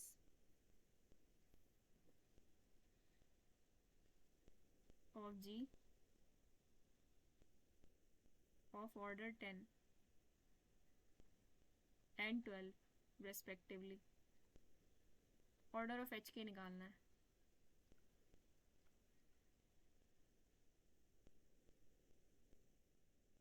order of h k is equal to what? G is a finite cyclic group, h and k are 2 subgroups of G, 10 और 12 order के हैं। देखो सबसे पहले तो फॉर्मूला ही देखो, आपको पता है फॉर्मूले से होना है, तो सबसे पहले फॉर्मूले पे जंप करते हैं। ऑर्डर ऑफ एच के क्या होता है, order of H into order of K divided by order of H intersection K. कभी खाली टाइम में इनके प्रूफ्स भी देख सकते हो, ये सब आपकी बीएससी की बुक्स में होंगे, ठीक है। जब ज़्यादा इंटरेस्ट कभी आए ग्रुप थ्योरी में तो देख सकते हो, अभी तो सिर्फ आपको क्वेश्चन ही करना है। तो ये आ जाएगा 10 इंटू 12 बाय में ऑर्डर ऑफ एच इंटरसेक्शन की, है ना। अब देखो G is a finite cyclic group, वैसे यहाँ पे एच के क्या बनेगा, सब ग्रुप ही बन जाएगा क्योंकि साइक्लिक ग्रुप है ना, अबिलियन ग्रुप है, तो ये जो एच के है ये सब ग्रुप ही बन जाएगा। दूसरी बात, एच और के ऑर्डर दे रखे हैं, इसके अलावा हमें कोई इन्फॉर्मेशन गिवन नहीं है। अब देखो एच के ऑर्डर्स की पॉसिबिलिटी क्या क्या है, एच के पास किस किस एलिमेंट के ऑर्डर हैं, 1, 2, 5, 10, और के पास किस किस ऑर्डर के एलिमेंट हैं, 1, 2, 3, 4, 6, 12, ठीक है।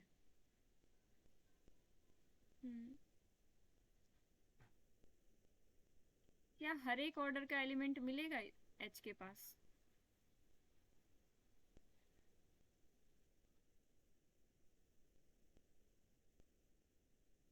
मतलब मैम मतलब 1, 2 और 5 और 10 सारे ऑर्डर्स के एलिमेंट मिलेंगे एच के पास या सिर्फ यस हम्म मैम सारे एलिमेंट का मिलेगा। क्यों मिलेगा? Ma'am converse of Lagrange theorem. अच्छा एलिमेंट की बात। because H and K are cyclic subgroups. Cyclic सब ग्रुप हैं। वैसे साइक्लिक सब ग्रुप हैं तो साइक्लिक मतलब H को मैं अगर Z12 से रिलेट कर दूं, Z10 से रिलेट कर दूं और इसको Z12 से रिलेट कर दूं तो आपको बुरा तो नहीं लगेगा? अच्छा मैम समझ गया। ठीक है, जो आप सोच रहे थे मैंने ठीक है, पर लैग्रांज थ्योरम का कन्वर्स नहीं। हाँ साइक्लिक है इसलिए हर ऑर्डर का एलिमेंट मिलेगा ना। वन ऑर्डर के कितने हाँ इसके पास? 5 1। इसके पास कितना है टू ऑर्डर के? 5 2। ऐसे ऐसे देखोगे, इसके पास 4 ऑर्डर के 5 4। ठीक है, तो अब ये जी फाइनाइट साइक्लिक ग्रुप था, इसके पास दो ऑर्डर के कितने एलिमेंट्स होंगे?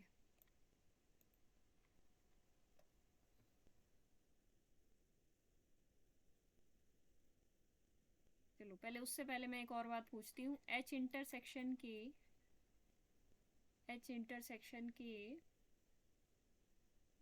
का ऑर्डर क्या क्या हो सकता है? ऑर्डर ऑफ एच 1 इंटरसेक्शन और 2। हाँ 1 और 2।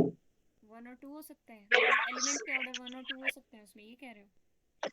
नहीं मैम H इंटरसेक्शन K का ऑर्डर। एच इंटरसेक्शन का ऑर्डर वो 10 को भी डिवाइड करे और 12 को भी डिवाइड करे, मतलब कॉमन डिवाइजर है। हाँ मैम 1 2 1 2। हाँ सही कह रहे हो, 1 और 2। 1 हो सकता है या 2 हो सकता है, ठीक है। तो एच इंटरसेक्शन के का ऑर्डर अगर 1 है तो एच इंटरसेक्शन के तो हो जाएगा आइडेंटिटी। अगर एच इंटरसेक्शन के 2 है इसका ऑर्डर, तो इसके अंदर आइडेंटिटी और एक दो ऑर्डर का एलिमेंट पड़ा होगा। ठीक है, सब कुछ साफ सुथरा चल रहा है सारा काम। Yes ma'am. तो अब एक और बात है कि ये जो ए होगा, क्या ये ए इसके अंदर आएगा या नहीं आएगा? सोचने वाली बात ये है। अब ये कैसे सोचा जाए? अगर ये ए दो ऑर्डर का ये एलिमेंट अगर मतलब ए एच से भी बिलोंग कर रहा हो और ए के से भी बिलोंग कर रहा हो, तब तो ये इसके अंदर आ जाएगा। क्या ये हो सकता है कि ये एलिमेंट एच के अंदर भी रहा हो और के अंदर भी रहा हो? इसके लिए हमें पेरेंट पे जाना पड़ेगा, यानी जी के पास जाना पड़ेगा। जी के पास दो बच्चे थे एच और के, और इन दोनों का एक बच्चा है एच इंटरसेक्शन के।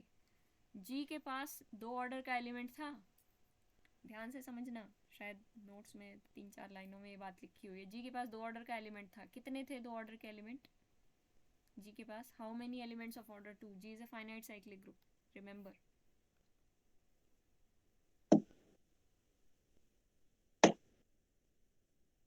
Number of 5 of 2. Number of elements of order 2। Simple है, फाइनाइट साइक्लिक ग्रुप है ना, फिर इतना सोचना ही क्या है, सीधे 5 of 2 यूज करो। I2 I2 जी के हाँ। पास केवल एक एलिमेंट था ऑर्डर 2 का, उसको ए नाम दे दो या जेड नाम दे दो। जेड था उसके पास एलिमेंट 2 ऑर्डर का।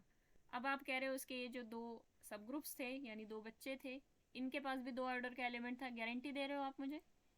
एच के पास भी दो ऑर्डर का एलिमेंट था और यस के मैम। पास भी? गारंटी दे रहे हो ना? Yes ma'am.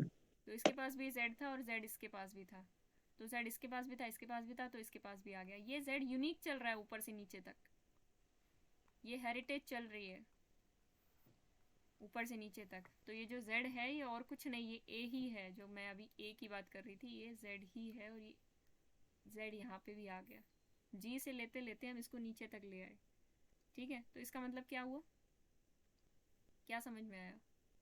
तो h इंटरसेक्शन के ये होगा या ये होगा?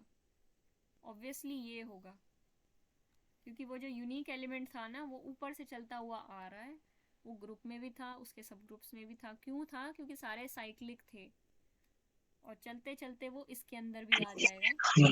ठीक है। तो ऑर्डर ऑफ एच इंटरसेक्शन ये निकल आया ना यहाँ से, ये फ़ायदा हुआ। ये सब काम इसलिए किया गया ताकि ऑर्डर ऑफ एच इंटरसेक्शन के निकाल के आपका आंसर निकाला जाए। 10 × 12/2 आंसर आ जाएगा, दैट इज 60। तो आंसर इज 60। थोड़ा सा दिमाग लगाने वाला क्वेश्चन था ना ये। हाँ मैम। एक क्वेश्चन दे रही हूँ, उसको घर से ट्राई करो। नेक्स्ट पेज पे क्या लिखा हुआ है? दो रिजल्ट्स हैं बड़े ही ज़्यादा इम्पोर्टेंट, वो मेरे को कराने हैं, भी हो जाएंगे। ज़रा इसको होमवर्क लिखो। मैम आपने पेज क्यों चेंज करते हो? चेंज करती हूँ क्योंकि कई बार मुझे मिटाने का मन नहीं होता या नीचे नहीं जाता, कभी कुछ प्रॉब्लम आ जाती है। लेकिन आज तो पेज इसलिए चेंज किया ना क्योंकि मैं ऑलरेडी ये सब चीज़ें पहले लिख के बैठी थी। मैंने सोचा आज तो वापस अच्छा से लिखती हूँ, तो मैं सामने कैसे लिखती, मुझे क्या पता कितना वो डिस्टेंस लेगा। फर्स्ट पेज पे ये सारा कैसे लिख देती, जो मैं कई चीज़ें अच्छा अभी लिखी हुई दिखा रही हूँ। मैम नया जो नोट है मतलब विंडोज़ 10। माइक्रोसॉफ्ट नोट, हाँ मतलब नया जो नोट दिया हुआ है उसमें मैम पेज चेंज करने की कोई जरूरत नहीं है, मतलब आप लिखते जाओ लिखते जाओ लिखते जाओ, खत्म ही नहीं होता मैम। वो तो ख़त्म ही और नहीं होता, पीडीएफ वो तो सब में ही होता है, पुराने नोट में भी है, वो तो मुझे पता है। पुराना में प्रॉब्लम होता है क्या, होता था क्या? पुराने में भी कई बार कुछ ऐसी चीज़ें हो जाती, बहुत रेयरली चेंज करती हूँ, ऐसा नहीं है कि हमेशा चेंज करती हूँ। आप इसी बात पे ध्यान देते हो तो ऐसा नहीं है, हमेशा नहीं चेंज करती हूँ। लेकिन ये फ़ायदा है ना, क्योंकि मैं पहले से लिख के बैठ गई, नहीं तो मुझे पता ही नहीं था पेज की किस एंडिंग पे मुझे लिखना है। फिर नेक्स्ट पेज पे लिख दिया, मेरे का जब जब मन करेगा तो पेज चेंज करके आपको दिखा दूंगी, ये क्वेश्चन करूँ, वो बात होती है। अच्छा समझ गया कितना कुछ समझने का जरूरत है जिंदगी में। तुम तो खुद करोगे तो समझोगे। आता है ना आपको इतना, इसलिए अपने पे लगे लिखता था मैम, जब पढ़ाता था तो लिखता था। अच्छा, कब पढ़ाते थे? अच्छा, उस बच्चे को। हाँ मैम। अब एक दूसरे को पढ़ा लिया करो, डिस्कस कर लिया करो, कभी कुछ प्रीवियस ईयर डिस्कस करोगे। हाँ मैनक को पढ़ाऊंगा मैनक से मैम मैं प्रीवियस ईयर सब्जेक्ट क्या क्या पढ़ूंगा। होता है इसका, क्या? मैनक से मैं सब्जेक्ट पढ़ूंगा और उसको कैसे चलते हैं जिंदगी में ऐसा पढ़ाऊंगा। कैसे चलते? मतलब किस टाइम में मतलब नींद आना चाहिए, किस टाइम सोना चाहिए, ऐसा मैं बताऊंगा। मैं थोड़ा लेक्चर दूंगा और उससे मैं सब्जेक्ट का क्वेश्चन कर लूंगा। ये भी सही है। हर व्यक्ति में कुछ ना कुछ खास होता है, परफेक्शनिस्ट हाँ इसीलिए कोई मैम। नहीं होता। जल्दी से इसका स्क्रीनशॉट लो, मैं पेज चेंज कर रही हूँ और आपको आगे हो गया मैम, आप बोल दिया हो जाएगा काम, मतलब रुको हो मैम गया। स्क्रीनशॉट नहीं लिया, रुको। देखो काम के टाइम पे तुम क्या गल मतलब स्टोरी सुन रहे हो, मेरा बकवास सुन रहे हो आप। सुनने में बच्चे उलझ गया और जो बकवास कर रहा था उसने स्क्रीनशॉट ले लिया। अब बताओ, ले लो तो मतलब बता देना मुझे। बहुत ज़्यादा फालतू के पेन हो गए, मुझे डिलीट कर देने चाहिए, जैसे ये वाला। मैम वो पेंसिल वाला डिलीट कर दो ना। क्यों, पेंसिल भी तो अच्छी होती है। पेंसिल से पेन में अच्छा होता है मैम। और मैम आप जब व्हाइट बोर्ड में लिखोगे ना और जो रूल्ड होता है उसमें लिखोगे तब और भी मजा आता है उस पेन से धुंधलाई लिखने नहीं पे। होती उसमें। हाँ मैम, मैं व्हाइट में ही ज्यादातर लिखता था, मेरा नोट में तो बहुत अच्छा होता था, मुझे मतलब रंग बिरंग। कलर्स में मज़ा नहीं आया मेरे को। आज ब्लैक में लिख रही हूँ, कलर्स में बड़ा मज़ा आ रहा है देख देख के। हाँ मैम। कलर्स इसमें अच्छे से यूज़ होते हैं, वाइट में मुझे लगता है कुछ कलर दब जाते हैं, कुछ कलर्स। चलो देखो जल्दी से ये रिज़ल्ट, और जो इसका भैया वाला रिज़ल्ट है, मतलब भाई बहन वाला रिज़ल्ट, वो मैं आपको प्रूव करने के लिए दूंगी। देखो इसके अंदर क्या है, ग्रुप का ऑर्डर अगर पी क्यू है तो उसके पास एक क्यू ऑर्डर का यूनिक सब ग्रुप मिलेगा, मैं इसकी गारंटी देती हूँ आपको। ठीक है, आप लोग मुझे पी चैलेंज क्यू कर सकते हो, मैं कोई गारंटी भी हो देती हूँ। सकता है। P Q, P less than Q, P and Q R prime. जब पी क्यू लिखे हो ना तो समझ जाया करो, कहीं कुछ गलत हाँ चीज़ वो ना तो हो। सही है मैम, दो प्राइम अगर लिख दिया और जो बड़ा वाला होगा उस ऑर्डर का एक सब ग्रुप मिल जाएगा अब देखो मतलब। एक बात बताती हूँ मैं, दो केसेस हो सकते हैं इसके पास, साइक्लिक और नॉन अबिलियन। ध्यान से देखना, ग्रुप के पास दो पॉसिबिलिटी है, साइक्लिक और नॉन अबिलियन। साइक्लिक में तो हमेशा यूनिक मिलेगा, अभी मैं नॉन अबिलियन के लिए भी प्रूव कर देती हूँ, जनरल प्रूव कर देती हूँ कि इसलिए इसमें भी यूनिक मिलेगा। साइक्लिक में आपको पता है हर ऑर्डर का यूनिक सब ग्रुप मिलता है। और इसके डिवाइजर्स क्या क्या होते हैं, किस किस ऑर्डर के सब ग्रुप मिल सकते हैं इसके पास, 1 है ना। समझ रहे हो मेरी भावनाओं को? ठीक है, तो क्या कह रही थी मैं, तो हर एक ऑर्डर का मतलब इस ऑर्डर का पक्की बात है यूनिक मिलेगा। अभी हम इसको प्रूव करते हैं। क्या इस ऑर्डर का कोई सब ग्रुप मिलेगा? बिल्कुल मिलेगा, वही ओरिजिनली मिलेगा जो जी था, और इस ऑर्डर का तो आइडेंटिटी ही मिलेगा। पी ऑर्डर वाले की भी मैं बात करूंगी, लेकिन इस रिजल्ट में अभी हम सिर्फ क्यू वाले की बात कर रहे हैं। चाहे दुनिया का कोई भी सब ग्रुप हो, वो साइक्लिक या नॉन अबिलियन में ब्रेक होगा। अभी मैं साइक्लिक और नॉन अबिलियन दोनों के लिए ये प्रूव करा दूंगी कि यूनिक सब ग्रुप ही मिलेगा। ठीक है, प्रूफ देखते हैं। मान लेते हैं कोई दो सब ग्रुप मिल रहे हैं, लेट एच एंड के बी, ये पेंसिल है, टू सब ग्रुप्स सच दैट मैम पहले तो सब ग्रुप मिलेगा, ये आप कैसे बताओ, मतलब बता रहा हूँ कि सब ग्रुप मिलेगा ही। मिलेगा ही मिलेगा। तो कैसे चांस मैम? देख लेते हैं अभी इसको, एक सेकेंड रुको।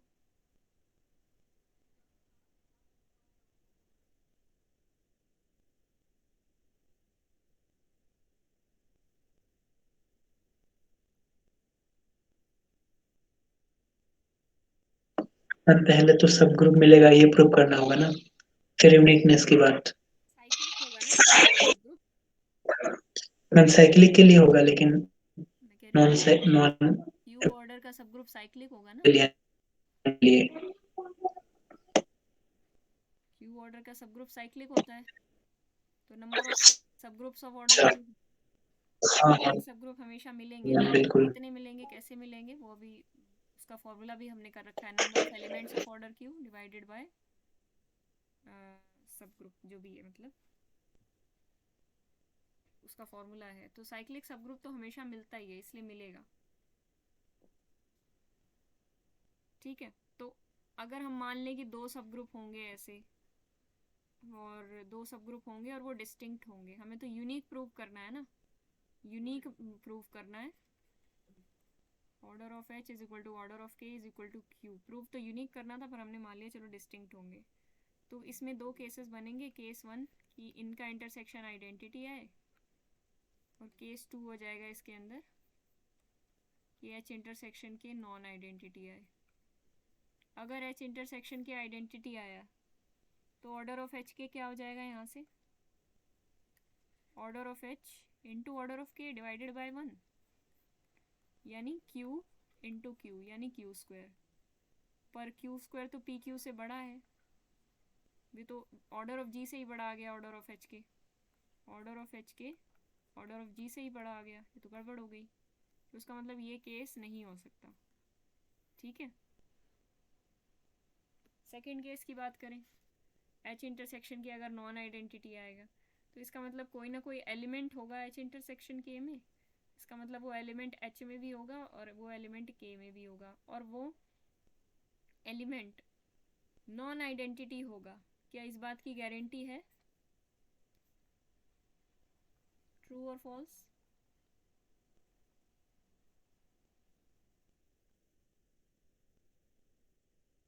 एच इंटरसेक्शन के नॉन आइडेंटिटी होगा, तो मैंने कहा नॉन आइडेंटिटी है इनका इंटरसेक्शन, तो इनकी इंटरसेक्शन में कुछ ना कुछ ऐसा आ रहा होगा ना, E comma A B C D, कुछ भी ऐसा, तो एटलीस्ट एक नॉन हाँ मैम आइडेंटिटी समझ एलिमेंट गया, होगा ना इंटरसेक्शन में। समझ इसका गया मतलब मैम। इसका मतलब क्या होता है? इसका मतलब ये हुआ कि ऑर्डर ऑफ ए क्या हो जाएगा, ग्रुप के ऑर्डर को डिवाइड करेगा, और ए का ऑर्डर वन तो नहीं है, ये बात तो पक्की है, और ऑर्डर ऑफ ए इधर भी वन नहीं है, ये बात तो पक्की है। ग्रुप का ऑर्डर कितना है? क्यू। इस ग्रुप का ऑर्डर कितना है? क्यू। तो ए का ऑर्डर कितना बनेगा? मतलब ए क्यू को भी डिवाइड करेगा। ए क्यू को डिवाइड करेगा, मतलब वन तो है नहीं इसका ऑर्डर, इधर भी ऑर्डर ऑफ ए क्यू को डिवाइड करेगा, और वन तो है नहीं ऑर्डर, तो इधर से क्या आ जाएगा, दोनों तरफ से order of a is equal to q नहीं आ जाएगा? हाँ मैम।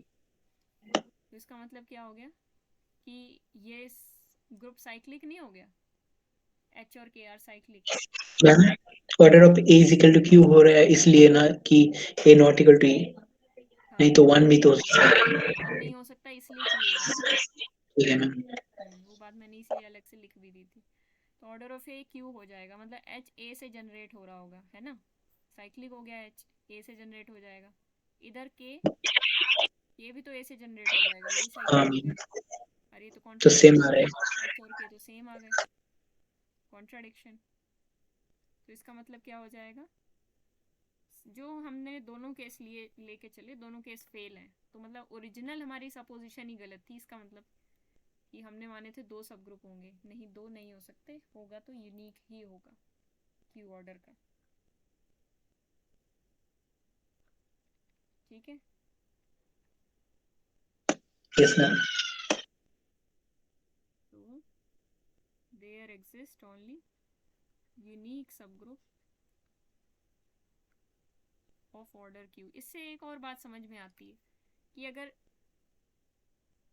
नंबर ऑफ साइक्लिक सब ग्रुप वाला, अब मैं फॉर्मूला लगाऊं, साइक्लिक सब ग्रुप ऑफ ऑर्डर क्यू किसके अंदर, इस ग्रुप के अंदर, order of G is equal to p q है, जहां पे पी लेस देन क्यू, तो number of elements of order q divided by phi q, ठीक है, इज इक्वल टू 1 आएगा। तो यहाँ पे मैं ऐसे लिख देती हूँ, number of element of order Q. तो number of element of order Q कितने आ गए इस इक्वेशन से, phi cube. Order Q is equal to phi Q which is equal to Q minus 1। Q order के उसके पास कितने एलिमेंट्स होते हैं, क्यू माइनस 1 एलिमेंट्स। ठीक है, यस मैम। अब इसके आगे 2 रिजल्ट्स और हैं जो आपको प्रूव करने हैं। ये वाला रिजल्ट आपको प्रूव करना है मेन, ये आपका होमवर्क है। ठीक है, फिर लास्ट में नोट्स में समरी मिलेगी आपको। अभी मैं इसके 1-2 पेजेस रह गए वो अपलोड कर दूंगी, पर उसमें प्रूफ भी लिखा हुआ है तो थोड़ी देर में ही अपलोड करूंगी। ये आपका होमवर्क है, ये आपको प्रूव करना है। पिछले रिजल्ट की हेल्प से प्रूव होगा, ये ध्यान रखना। और थोड़ा सा मैं हिंट बताती हूँ कि ग्रुप का ऑर्डर ये है तो पी ऑर्डर के कितने सब ग्रुप होंगे। ग्रुप का ऑर्डर पी क्यू है, पी क्यू को पहले आप देखोगे कि कितनी कितनी पॉसिबिलिटी है, 1 पी क्यू पी क्यू। ठीक है, आपसे ये पूछा जा रहा है जी हैज क्यू सब groups of order P, order P के इसके पास क्यू सब ग्रुप होते हैं, ये कहा जा रहा है। ऑर्डर 1 का तो एक ही होता है, ऑर्डर क्यू के कितने होते हैं, एक ही होगा, यूनिक होगा। ऑर्डर क्यू का 1 ही होगा, यहाँ भी मैं 1 लिख देती हूँ। ऑर्डर पी क्यू का भी 1 ही होगा जिसका नाम है जी। ठीक है, अब पी के कितने होंगे ये आपको निकालने, निकाल सकते हो, कोई मुश्किल कहानी नहीं है, बहुत आसानी से निकल जाएंगे। ठीक है,